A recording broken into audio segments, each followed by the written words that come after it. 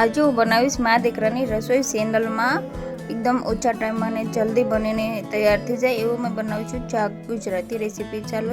ચાલો કરી લેવી. હું બનાવવાનું છું સેવ અને કાંદાની સબ્જી બનાવું છું. તો મેં કાંદા એક વાટકો કાપી લીધા છે ઝીણા. ચાલો આપણે વઘાર કરી લેવી. જો આપણું તેલ ગરમ થઈ ગયું છે. આપણે એમાં નાખી દઈશું રાઈ વઘારમાં. આપણે નાખીશું જીરું, આદુ અને લસણ ખાંડી લીધા છે. આપણે લસણને થોડુંક સાંતળી લેવી. હવે આપણે નાખી દઈશું કાંદા.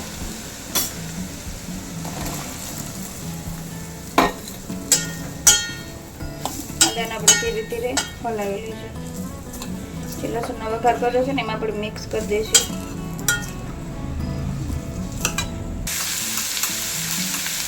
હવે આપણે એમાં નાખી દઈશું નમકને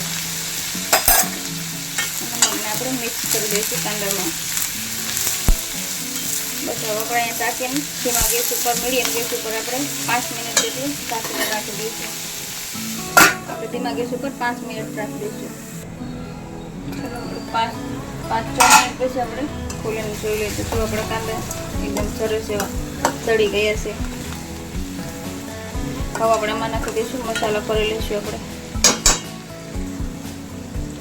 એમાં નાખીશું આપણે હળદર, ધાણા જીરું નાખી દઈશું. આપણે તીખું આપણે જે પ્રમાણે ખાતા હોય એ પ્રમાણે મેં લાલ મરચું તીખું નાખ્યું છે.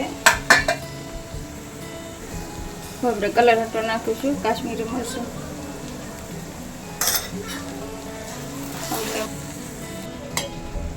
જો આપણે મસાલો મિક્સ કરી દીધો છે. આપણે ઉપરથી નાખી દઈશું ટામેટા. એમાં એક ટામેટું લીધું છે, મોટું ઝીણું કાપી લીધું છે.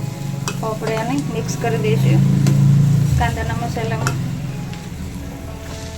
હવે આપણે ફરીથી 5 થી 6 મિનિટ જેટલું ધીમા ગેસ ઉપર રાખી દઈશું. એટલે આપણે ટામેટાનું પાણી છોડશે એટલે કાંદા અને ટામેટા સારી રીતે પાકીને તૈયાર થઈ જશે.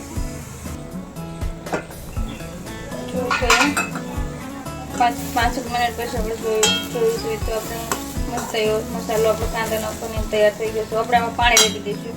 આપણે અત્યારે પાણી નહીં નાખવું, ઓછું નાખશું. બસ આટલું પાણી નાખશું આપણે. પછી આ શાકમાં પાણી વળી જાય પછી આપણે એમાં દહીં નાખી એકવી અને છાશ નાખી એકવી. આપણે એમાં અમે અત્યારે દહીં નાખશું. 2 મિનિટ રાખીને રાખી દઈશું. આપણે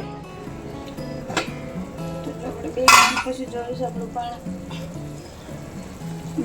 બળી ગયું છે થોડુંક. અને આપણે હવે એમાં ઉપરથી નાખી દઈશું દહીં.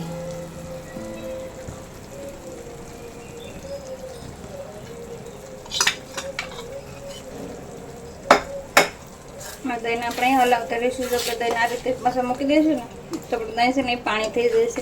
એટલે આપણે હલાવતા રહીશું. દહીં પાણી નહીં થાય અને આપણે શાકમાં મિક્સ થઈ જશે કાંદા. બસ આ રીતે ધીરે ધીરે હલાવતા રહીશું. એટલે આપણે દહીં છે ને પાણી નહીં થઈ.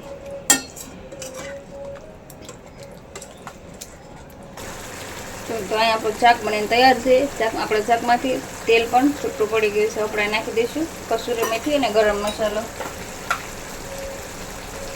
નાખી દઈશું કસૂરી મેથીને આપણે શાકમાં મિક્સ કરી દઈશું અને ઉપર ગેસ અહીંયા બંધ કરી દઈશું. હવે આપણે નાખી દઈશું એમાં ગરમ મસાલો. હવે આપણે નાખી દઈશું થોડોક ગરમ મસાલો. ગરમ મસાલાને આપણે મિક્સ કરી દઈશું. હવે આપણે નાખી દઈશું સેવ. હવે આપણે ઉપરથી નાખી દઈશું લીલા ધાણા. જો તો આપણું આ શાક એકદમ જલ્દી બનીને તૈયાર થઈ ગયું છે.